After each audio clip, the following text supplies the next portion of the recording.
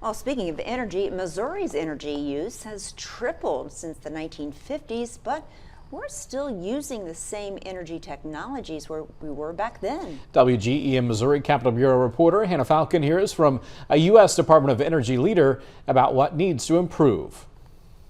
The world is becoming more electric. Computers, phones, even cars. And this is leading to an increase in energy use. In fact, one person uses 3 to 4 times more energy than a person did 50 years ago.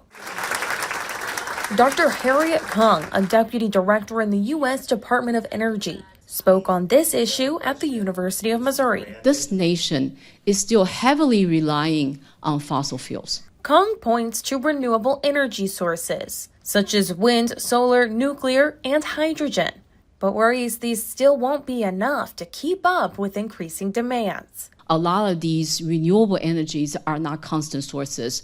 We don't always have sun shining or wind blowing, and how do we really capture these excess electricity being generated by renewable sources? Missouri lawmakers introduced 16 bills that attempted to address energy solutions last year, but none of them made it to the finish line. A key issue when discussing these, money. We cannot deploy these clean energy unless they are economically competitive with other alternatives, right? So people will vote with their pocketbook. It's too expensive to run renewable energy sources at the rate we demand energy. But Kung thinks researchers, like the ones at Mizzou, can come up with solutions. We're doing our best to really lower the barriers for these technology to be more mature, more affordable, more reliable. I caught up with Representative Kent Hayden following the lecture. He was in a rush and didn't have time for an on-camera interview, but tells me he thinks nuclear and hydrogen energy are the future for Missouri.